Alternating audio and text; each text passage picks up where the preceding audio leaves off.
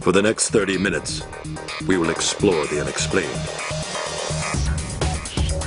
From mysteries beyond our galaxy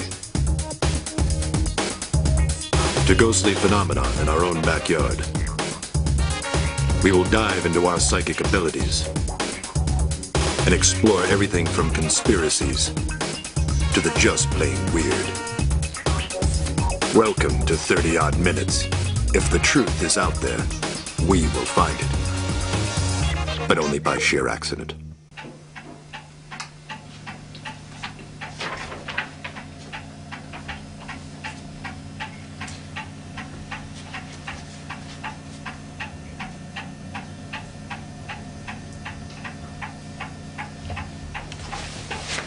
Hey, welcome to 30 Odd Minutes. Hey,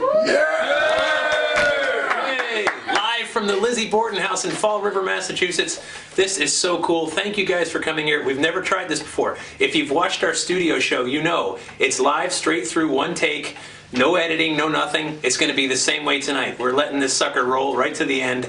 You're going to see it all, mistakes and everything. So hopefully there's nothing in my teeth, nothing up my nose, and we're going to get through this. Want to remind you, if you're watching this show at 30oddminutes.com, you can jump in our chat room, watch it live, sign up for our email newsletter, and find out what's going on, upcoming guests, and all that fun stuff. So, all the oddball crew is here tonight. We're going to be doing an investigation throughout the house. We're going to be giving you a tour and learning so much. We got an email this week. Check this out. This is pretty cool. It says, "Dear Jeff, look out behind you, dude!" From Abby in Fall River. Holy cow, that was close. It's Leanne. Leanne's the manager of the Lizzie Borden house. Leanne, thank you for letting us do this. You're welcome. Yeah, I hope you don't regret Nice it. to have you back. Oh, Yeah. regrets will come later, as they always do, Jeff. I know. So, can you just tell us what happened here in August of the 1890s? What was the crime scene? What was the crime? On the morning of August 4th, 1892, the bodies of Andrew Borden and his wife, Abby Borden, were found brutally murdered, and the alleged weapon was a hatchet. And Mr. Borden's body was found right here where your lovely Oddbot 3000. Yeah. Yes, I like that. Can I keep that? There's only one. Oh, it's too bad. Yeah. Okay. You can borrow one. Okay, he's growing on me. Yeah. But the murder to this day is unsolved. The only person ever brought to trial for the crime was Mr. Borden's youngest daughter, Lizzie, who was 32 years old at the time. And the case remains unsolved to this day. Who did it? Where were you? I wasn't here. My TARDIS was broken. Very good. All right, well, good stuff. And so now, as those of us into the paranormal know, that this is kind of a paranormal hotspot. People talk about the ghosts here. We seem to have a few floating around the house, to say the least. I've had my share of experiences. In fact, just the other night, I was sitting in the front parlor when I saw a shadow go from there to there, and I looked up just in time to see it and went right back to me reading my book. That was it for me for the evening. Nice. Yeah. All right, this is so cool. We are going to be going from room to room. We got people all over the house tonight that are going to be talking about their own experiences. I've had 3 paranormal experiences in my life. One of them was in this house, and a little later on I will show you where and exactly what happened. And 2 of the other people also witnessed it, are here tonight as well, so we're going to be getting to that. Thank you. We'll see you soon. We'll see you in a few minutes. We're going to take you to the front parlor where Matt Moniz had an experience, and we're going to throw it live to Sarah. Sarah! Oh wait, I got to take you there. Come on. Come on. Hey guys. So yes, I'm here with our lovely Matt Moniz, who is going to regale us with a story that he had of personal experience in this very room, in that very chair. Take it away. Yeah, last year I was in this room. There were over a dozen people along with the tour guide, Eleanor. She was giving her basic lecture, as she usually does. She had me take this particular photograph, which is of the doctor's house next door, hand it around to the group that was there. I got handed the photograph back. I put it back on its stand and made sure, it was set nice. About 5 minutes after I had set the photograph back, stand and all jumped up right here, like what would be in between Sarah and I, hung there motionless for a second, started spinning in the air. The stand came ricocheting off the chair in the photograph with a heavy wooden frame and all, went rocketing into the middle of the room, coming to rest underneath the coffee table. Several individuals went bolting out of the room, other people standing and screaming. I picked up the photograph and the stand, put it back, and demanded that it do it again, but unfortunately it was not cooperative. One-time thing. But I found out through Eleanor and several of the other tour guides that is common, not only for this photograph, but for several other photographs in the house. Okay. And you were in a room full of people, you said. So it wasn't a room just full you of people in of front. all different ages, yeah. races, and genders. Yeah. Can't beat that. Yeah. So hey, we're actually going to throw it back to Jeff at this point, who will take you into the very next location. Over there. Hey! Isn't this exciting? No breaks, no cuts, straight through all the way. All right, we're going upstairs next, but want to tell you, all the oddballs are here, except Andy, who is playing soccer now, unfortunately, but Andrew is on camera. Come on, I'll show you. So, there he is. All right, come on, let's go upstairs. We're going to go to the guest room. Abby Borden was killed.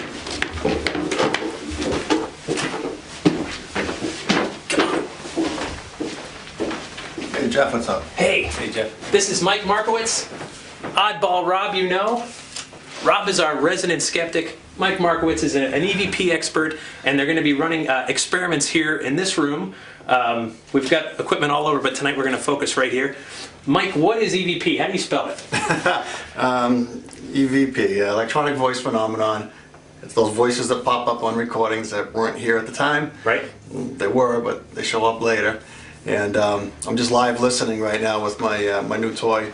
And put the headphones on. Sometimes you can hear it live. You mark it down, go back later, see if you can confirm it. Right. So that's basically what I'm doing now, just asking some questions. Rob, our resident skeptic, what say you? What do you see? Nothing yet. Nothing yet. I was just about to ask Abby if Lizzie killed her before you guys came up. So. Because that's the spot right there, the infamous spot. Maybe Where, come on. If you see the picture on the wall, you can actually see the crime scene right above where it happened. And she was laying right here. So if one were to try to communicate, this would be as good a spot as any. Absolutely. So do you give any credence to EVP at all? Not yet. Not yet. All right, good. Hey, I'll make a believer on him by the end of the night. He's got some really cool stuff, though. All right, we're going to check back in with you guys a little bit later, so you keep doing your thing. Okay. We'll try to announce when we come by, so you know that what you're hearing is living. I'll hear you. We can hear you, Jeff. All right, good. All right, we're actually going to... Where are we going next? Does anyone know?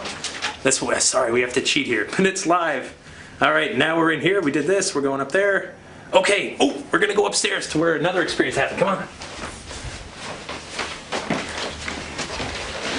This was Lizzie's bedroom. What's funky about the whole setup of this house is it's called a rabbit run, meaning there's no central hallway with rooms off of it. One bedroom leads into the next, and we're going to go right upstairs to the third floor.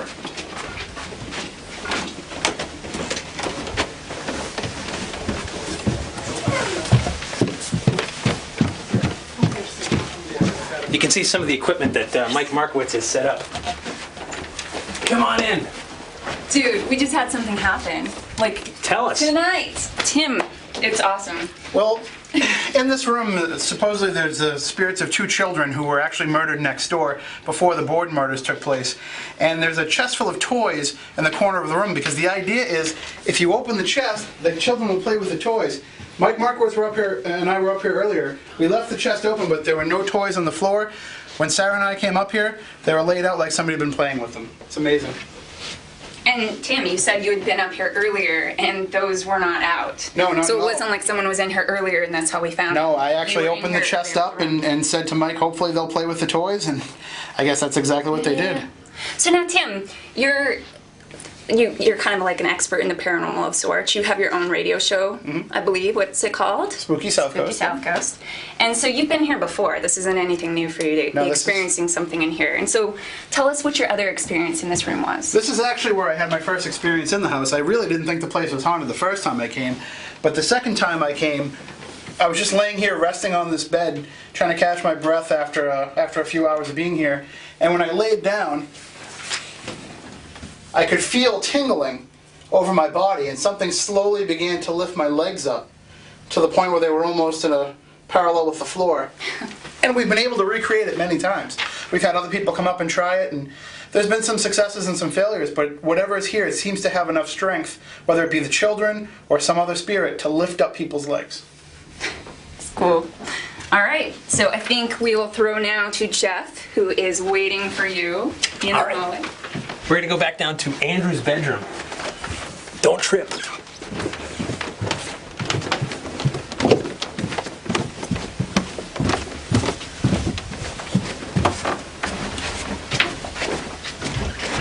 Leanne! Leanne's going to join us in just a second. This is very exciting. Here she comes. Oh! Live, straight through, no editing. So, what happens? You have all kinds of guests that come here. It's a bed and breakfast. People can stay here. They can enjoy themselves for the evening. What are some of your guests? Why do they come here? Are they Lizzie fans? Are they Ghost fans? Are they both? Different people from all over the place. We have people interested definitely in the paranormal and coming to look for the paranormal experience of what the house may provide for them. We have people who are history buffs who are curious about the case, the mere fact it's an unsolved crime, and the second most unsolved Victorian crime in history. We're number 2 next to Jack the Ripper. But we are working on becoming number 1. And some people just looking for a different kind of place to stay. Yeah. A little something out of the ordinary, and that's what we tried to provide. And this is almost like stepping into the 1890s. I mean, the furniture, the decor, everything. Well, thank you. That's the look I was going for. But you wonder, does that play a part in someone's paranormal experience? I mean, they're in the time, or does that put them in the mindset? You know, we can only speculate.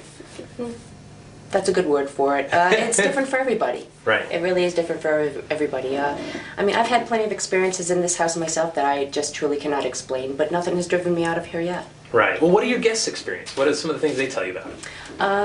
I had a couple of guests, not just 2 weeks ago. They were up in the Knowlton room, the one with the chimney. And we were just there, yep. And the closet door kept opening on them, and they kept latching in, and the door would open again. They'd latch it, and the door would open again on them. And it happened about 5 times to them that night. Wow. And they were discussing it in the parking lot, and I said, oh yeah, it happens all the time. Now, this was Andrew's room, right? This was Mr. and Mrs. Borden's master bedroom. Okay. And the smaller room up to the side is what we refer to as Abby's dress closet. Right, which is now a bedroom. Yes.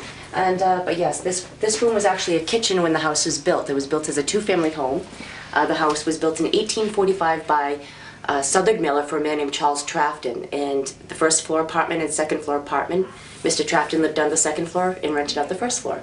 Andrew Borden bought the house in 1872 and converted the house to a single family. That's why the odd layout. That's why there are no hallways, because it was one apartment. Right. Now, do you have change for dollar? I just might. Check this out. Help yourself. What's with the money here? Okay, that started off as, how do I explain this? Well, you know when you check out of a place and the maids will come in and you might have dropped a few coins on the floor behind you on your way out the door. Right. Well, cleaning the rooms, I would notice there, a penny here, a penny there, a penny there, a dime here. But only nickels, dimes, and quarters in Mr. Borden's bedrooms. I've never found a penny in his bedroom on the floor. And so I would pick the money up and I put it in front of his picture, thinking, joking, saying, well, if you're shaking people's pockets in the middle of the night, I guess the money is yours. And the money has grown considerably since then. People now actually leave money for him in hopes that he won't bother them during the night. A frugal man, right? Very frugal. Yeah. That's the kind word. And then there are the people who are not so bright and take the money and hide it somewhere in the house in hopes that something will happen. Oh, no, well, it would be very cool if something happened, but we won't tempt fate. It's his money. I can't help you there. I don't have that kind of relationship with him. Right. And he didn't like people who drank, right? No, he was very much a teetotaler. Right. And we really should probably have done this sober. Probably. Yeah. Should I go get the whiskey? Yeah, you should. Yeah, I think we need a couple more shots before we finish. We're done in about 14 minutes, so that's just how this is going. Oh, it's Miller time. I know, almost. Excellent. Thank you so much. We'll see you soon. Okay. In another room. Come on this way. Check this out. The rabbit run. We're going to go back down the stairs. Be careful here, Andrew. You're tall. Did you get that?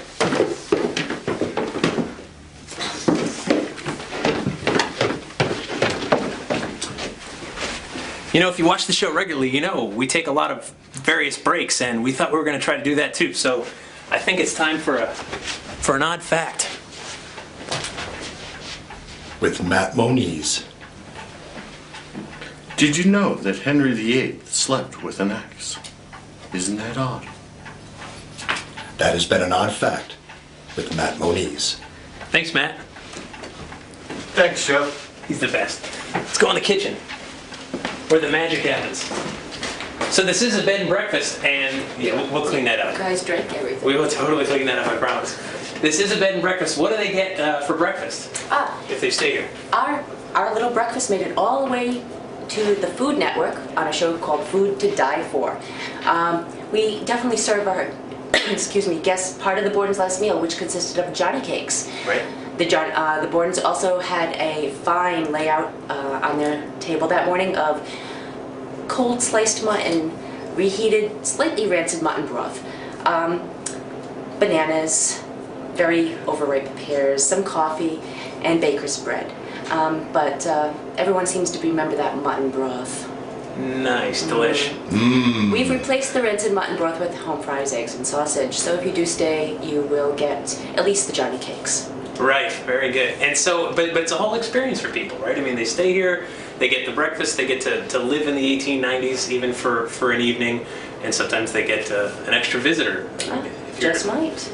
Believe me. Okay, as I said earlier, I've had 3 paranormal experiences in years of doing this in all kinds of creepy places and haunted houses and buildings and castles, and one of them happened here. So we're going to take you down to the basement where I had an experience. Matt, go ahead, go. Matt was there too. Let's follow him.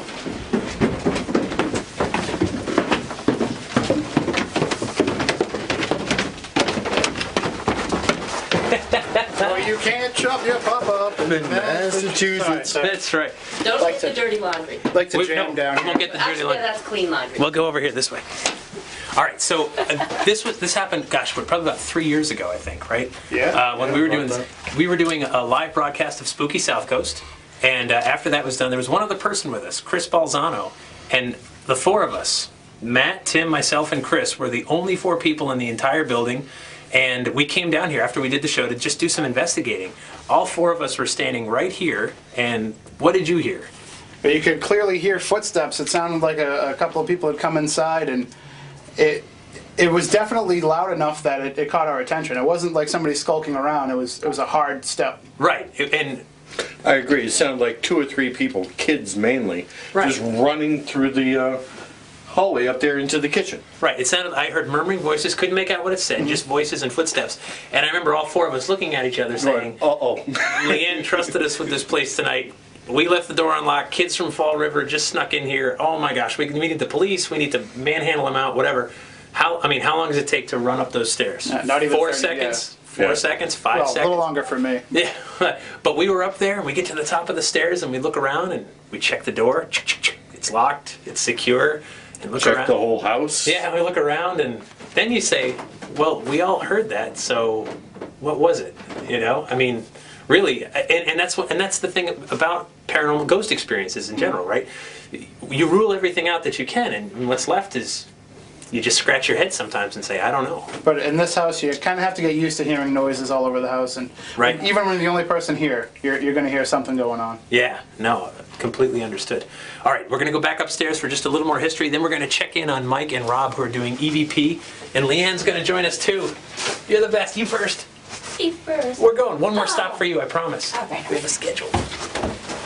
We're going to the dining room.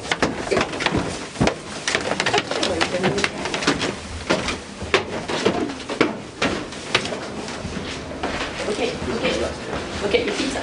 So this is where bodies were actually laid out? Yes. And what happened? With your pizza. Well, the body of Mrs. Borden was actually brought downstairs and placed here on the dining room table. And, I'm sorry, I need to back that up. The body of Mrs. Borden was brought down and brought on the coroner's board, where her stomach was removed. The dining room table was first moved to the side of the room so the doctors could maneuver around her. Mr. Borden's body was placed on a coroner's board, Delicious, isn't The it? stomach was out right here? Yeah. That's disgusting. Isn't it great? Whoa, They whoa. took the stomach out right here. Checked for poisoning at first. They sent the stomachs to Harvard Medical School to check for that. Mr. Borden's stomach was removed in the sitting room. And then after Undertaker Winward cleaned the bodies, the dining room table was covered with muslin and cloth, and the bodies were placed side by side, covered with a sheet in the August heat to await the funerals on Saturday. Disgusting. Would you like them? I would love some. Here. Thank you. All right, let's go check in on our paranormal experiments. Thanks. Excellent. Bon appetit. Back upstairs. It's good pizza. We're gonna go check in on Rob and Mike and see what they're experiencing.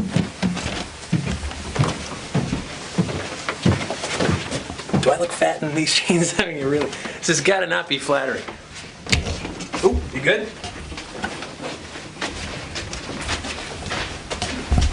All right, we're coming in. Hey. What are you guys experiencing? Come on in. Not too much. It's relatively quiet as far as live listening goes. Right? But that doesn't mean there's nothing on the recordings. You know, I mean, you walk over here. This is a Yeah. spot where she died, and you know, and you think about it. You look at the picture and you think about it. You know, and the hair on the back of your neck does start to stand up, and you're like, man, this is a real spot where someone really died of a heinous crime. And you just say, you know, Abby, geez, I'm sorry that happened. You know, like it's real because it did really happen, and you get the hair on the arms and the. So you feel something? Yeah, you just feel creepy because this is really where it happened. Do you feel anything, Rob? Do you get any sense of anything? No. Okay, no, that's fine. No, hey, That's the voice of a skeptic. be honest. That's all we ask. I mean, there's been plenty of places I've gone to that are, you know, there's same thing though. People have died, and you walk in sometimes and you go, nothing. I got nothing. Right. Other times you walk in, and other days, you know, sometimes you're in one location and you're really creeped out, and another day you're not. Sure. But there's so much history here. There's so much Americana here. This, you know, you have to remember, Lizzie Borden was the O.J. Simpson of the 1890s. This was in all the papers. Everybody was talking about it. All the circumstantial evidence pointed to Lizzie. She was there was only 4 people in this house. She claimed there was a 15-minute period where she went into the backyard to pick some pears and then went up into the barn to get some weights for a fishing trip that she'd be taking within a couple of weeks. And during that very brief window, someone came in and killed her father and her stepmother brutally. I mean, you saw the image there. You saw both images, actually. And so, did that happen in that 15-minute window? If you see the crime scenes, of course, Right. Nothing's disturbed, nothing's stolen, which makes you think that these people knew their killer, because there was no sign of a struggle or anything, so no one was surprised. If that's the case, I mean, it probably was Lizzie, but acquitted of the crime. To this day, unsolved, and it still has people talking about it. I think people come here, especially psychics. There's been all kinds of speculation as to why she would have done it, and that's all we can do is speculate. I mean, Andrew Borden was in his 70s when he was killed, so if you stood to inherit everything, how much longer was he going to live? Because you never know. But a lot of speculation, and people are getting evidence, like EVP, like strange experiences, photographs. Now, this is your first time here. This is my first time here. Yeah, I've walked by it outside a few times. I've never been inside. I've never done a recording session here, so this is brand new for me. And I like the house, the way it's all set up, and you get the feel of what it must have been like, which makes it even more creepy because this is basically what it looked like when it happened. And if you put yourself in their position of, murder going on, it's hard. Yeah. Well, one of the things Leanne and I were just talking about a few minutes ago was, because it looks like the 1890s all throughout this house, does that play a role in what people are experiencing? Are they in a mindset to be more receptive to these kind of things? Sure, and that's a good thing because you're looking to pick up something. You need all the help you can get when you're collecting evidence, and if you're here taking photographs or you're taking video or even recordings, audio recordings, you need to get your mind right. I mean, if this was just bare room, nothing on the walls, it was just gutted out, it was just plain, it would have a different effect than if it was decorated exactly like it used to be. Right. Now you walk in, it's like, holy moly, there's the crime scene. And this is. You look at the picture, and then you look at the spot down here, and you just. Oh man, that poor woman. But not enough for you, Rob. Not yet. Not yet. Okay, Not yet. Well, that's good. Well, the night is young. In every room. I know we've got basically 29 minutes to film this segment, but we've got to lurk around a little before and we'll lurk around a little after. If something happens, we'll let you know. Keep watching. So, all right, awesome. Well, downstairs, you guys are using electronic equipment to try to make contact. Downstairs, we have an actual Ouija board seance going. If you've watched the show before, you know it's not the first time we've used a Ouija board. It probably won't be the last. They're just so fun. So we're going to go downstairs and check on Matt and Sarah using the Ouija board. Come about the divining rods. Oh, man. We can't stop, though. We can't pause. We have to keep going. Watch your head again.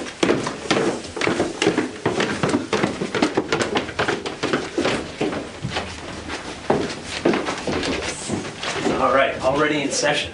Yeah. What are you guys getting? Anything? It said goodbye. We asked who's here. So far it's spelled out A-S-O. A-S-O-W.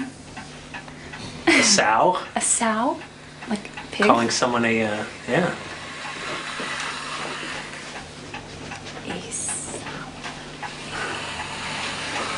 So if you've seen our Ouija board episode, you know that that looks like kind of an old board, which is great.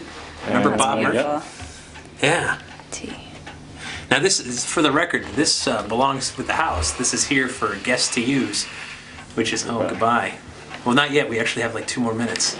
So if you could just wait, yeah. Well, keep going. we did discover one mystery, What's that? if you want to hear about it. Remember the little toys that I was so excited about up in the bedroom? Yes. Oh, we found out who that culprit was. Oh man, debunked all in the same. Yeah, our resident skeptic decided to play with the little toys. Oh, very good. Well done, Rob. Well done. Thank you Yeah. very much. So yeah. Burst my I just had bubble, to play it. I man. had to play. Burst my I've been bubble. here before when those toys actually have been laid out. Right. Actually, I should go see if they're in the same spots. That would be. That would be interesting. Yeah, you've got like 2 minutes. So if you want to run and check back with us. So what does everybody think of this place? I mean, Tim, you've been here a lot. Oh, there's certainly activity here. I would count it as one of the most haunted places I've ever been in. And people keep coming back to this place again and again. You know, it's got such a reputation in New England. I mean, people email us about it. They talk to us about it. You know, I just mentioned, yeah, I'm coming here tonight, and I got emails saying, oh my gosh, that's one of the places I've always wanted to go to. It's here. But I mean, they can. They can. I know. That's what's so nice. It's not some abandoned building where you need to know someone. I mean, there's tours, there's overnight accommodations, there's all kinds of things. Right here in Fall River, very accessible. Are we getting anything else? It said T-O-O, so Two. someone else is here as well. Who knows? Yeah, nothing too exciting though. I think they want you to mention that it's also a wonderful bed and breakfast, in addition to being extremely haunted. Well, yes, I think it was saying And of that. course, there will be links from our website to the Lizzie Borden Bed and Breakfast, so if you want to check it out, you can also do that. Spelling anything else? Firsthand. No.